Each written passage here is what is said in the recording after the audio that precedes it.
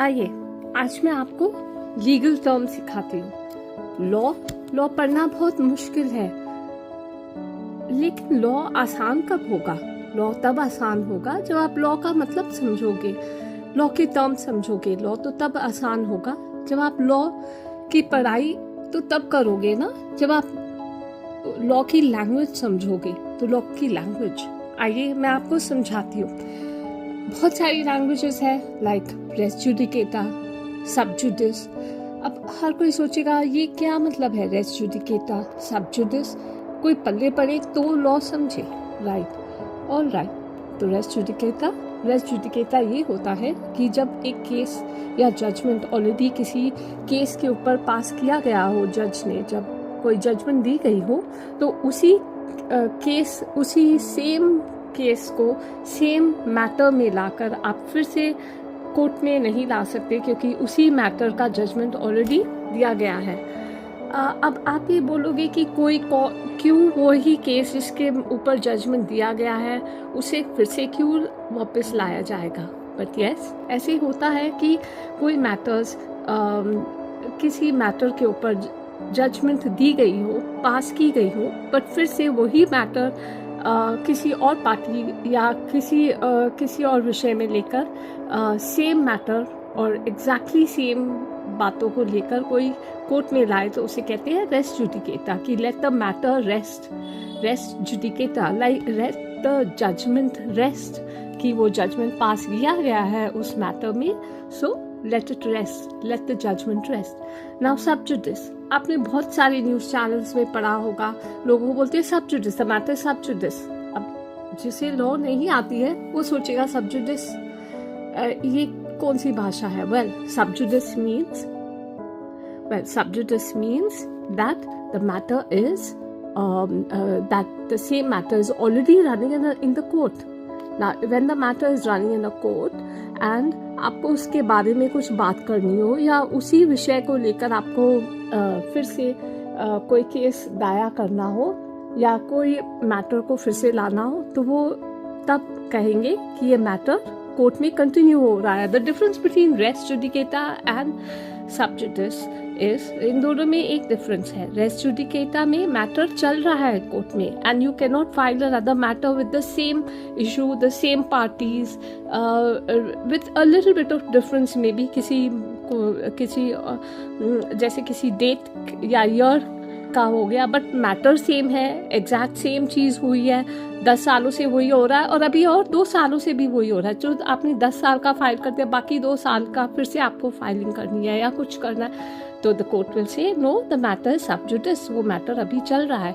More over, जब आप news में जाते हो या उसकी अभी जजमेंट बाकी है, अभी आनी है, तो उसके बेसिस पे आप कोई और मैटर डाल नहीं सकते हो जब ऑलरेडी किसी मैटर की जजमेंट अभी आनी है, अभी हो रही है। तो उसके बेसिस पर आप एक प्री अजम्पशन करके एक अज्यूम करके कोई और मैटर नहीं डाल सकते कि ये जजमेंट होगा या ये ना होगा। So it's a little complicated, but ये होता है कि if at all a matter has been already going on in court, you will say the judgment is yet to come, so it is sub judice.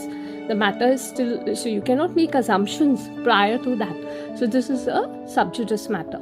Now, res judicata. The res judicata is the judgment has already been passed in a matter very similar to maybe another matter that you are trying to file in the court. ये matter already judgment pass हो चुकी है, so it is res judicata. If you convert it into the full forms, it is let the judgment rest. Judgment को आराम करने दीजिए. Okay, now let's go on to the next things. Many times जिन लोगों ने law नहीं पढ़ी है, there are very different confusing things between partnership and partition. If I say a word very quickly, then partnership and partition sound, a partnership deed or a partition deed sound the same.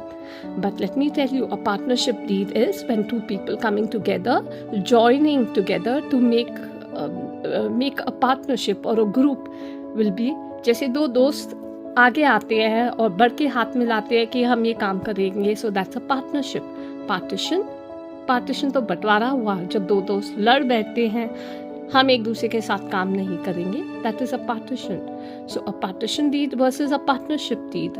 A partition deed is something where you separate among two partners and don't want to work anymore.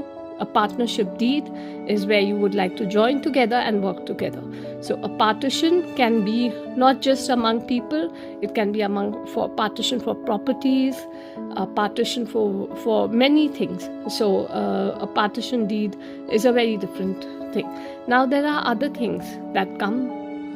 Patents and trademarks. बहुत सारे लोग सोचते होंगे ये patents and trademarks क्या है, because this is a legal term now.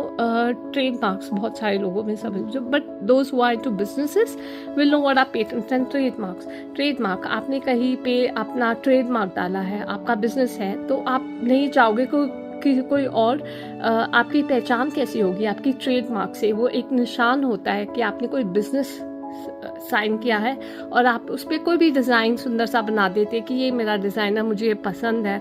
एक triangle बना दोगे, एक फ्लावर बना दोगे अगर आप फूलों का बिजनेस करते हो, या आप कुछ और करते हो तो आप एक अलग सी शेप देकर उसे बनाओगे, तो आपका ट्रेडमार्क हो गया.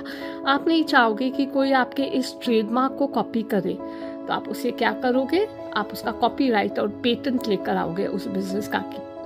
सी नॉर्मली पेटेंट्स कॉपीराइट्स होते हैं. आपने कोई निशान बनाया, आपने कोई लिखा कुछ, आपने कोई किताब लिखी, या आपने कोई ऐसी कोई एक पोइट्री लिख दी, आप नहीं चाहते कि कोई उसे कॉपी करे या वैसे ही पोइट्री कोई और लिखे, तो आप क्या करोगे, उसको कॉपीराइट करवा लोगे कि कोई और ऐसा ना बनाए, और उसका क्रेडिट आपने जो मेहनत की है, आपने जो दिन रात बैठ के उसकी मेहनत की है, कोई और अपना नाम उस पर छाप ले और बोले कि मैंने ये बनाई थी, तो आप उसका कॉपीराइट अपने नाम पे करवाओगे. और अगर किसी ने वो उसे कॉपी की तो आप उसे पेनल्टी या उसे हर्जाना, या आप उस पर केस भी फाइल कर सकते हो कि ये तो मेरी किताब है या मेरा पोइट्री थी, आपने कैसे अपना नाम डाल दिया.